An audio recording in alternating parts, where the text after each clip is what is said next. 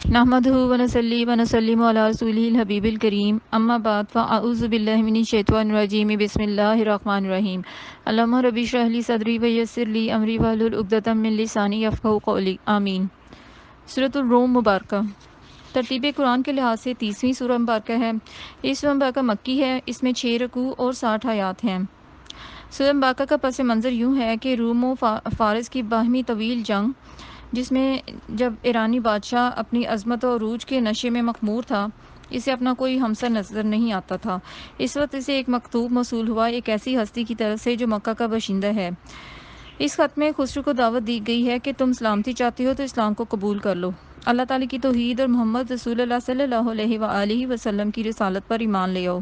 خسرو نے اس دعوت نامے کو مسترد کر دیا اور اس کو پرزہ کر دیا۔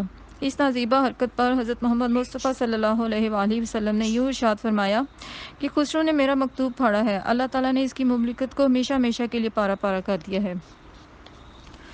جب شام اور فلسطین میں ایرانی مجوسیوں کی کامیابی اور رومی عیسائیوں کی شکست کی خبریں مکہ پہنچی تو کفار مکہ بڑا خوش ہوئے اور کہنے لگے، جس طرح ہمارے آتش پرست بھائی عیسائیوں کو شکست دے رہے ہیں، ہم بھی ایسا کریں گے۔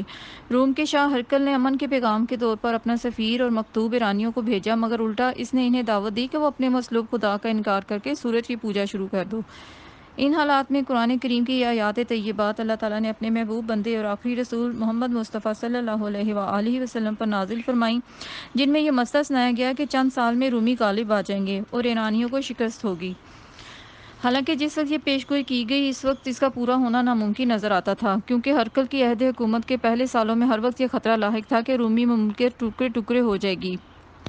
لیکن ہرقل نے اچھی جنگی حکمت عملی سے ایران کو شکست دی، ان کا سب سے بڑا مقدس آتش کدہ بجھا دیا، اور یہی سال ہے جب کفر اسلام کی پہلی جنگ بدر کے مقام پر لڑی گئی، جس میں کفار کو قوت و طاقت کے باوجود شکست فاش ہوئی اور ساری بے سر و سامانیوں کے باوجود مسلمان کامیاب ہوئے، الحمدللہ۔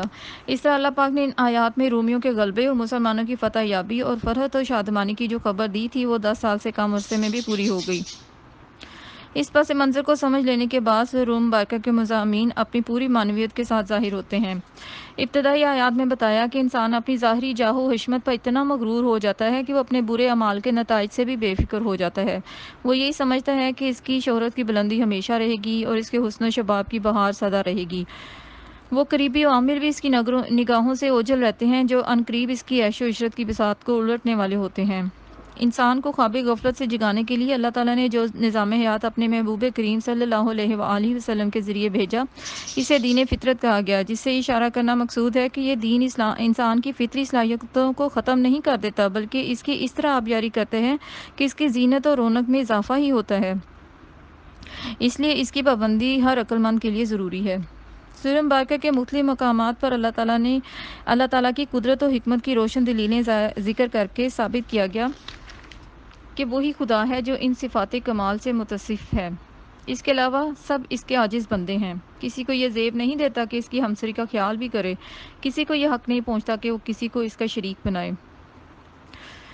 آیت نمبر 39 میں سود کے بارے میں بتایا گیا کہ اللہ کے نزدیک اس سے مال نہیں بڑھتا، بلکہ جو زکوٰۃ تم دیتے ہو رضا الہی کے طلبگار بن کر، تو یہی لوگ ہیں جو اپنے مالوں کو کئی گنا کر لیتے ہیں۔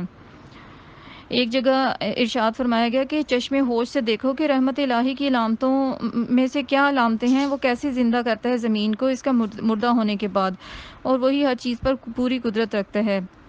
یعنی بارش کے بعد زمین پر سرسبز کھیت لہلانے لگتے ہیں، لیکن اگر بھیج دے ایسی ہوا جس کے اثر سے سرسبز کھیت زرد ہو جائے تو یہ بھی اللہ تعالیٰ کی ہی نشانی ہے عقل مندوں کے لیے۔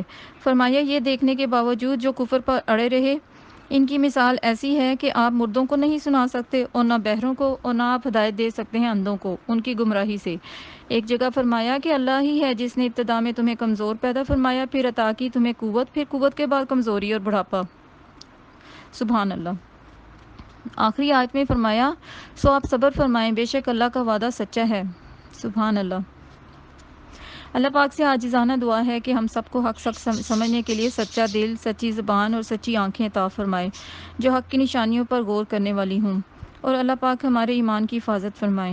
آمین بجاہ سید المرسلین خاتم النبیین محمد مصطفیٰ صلی اللہ علیہ وآلہ وسلم۔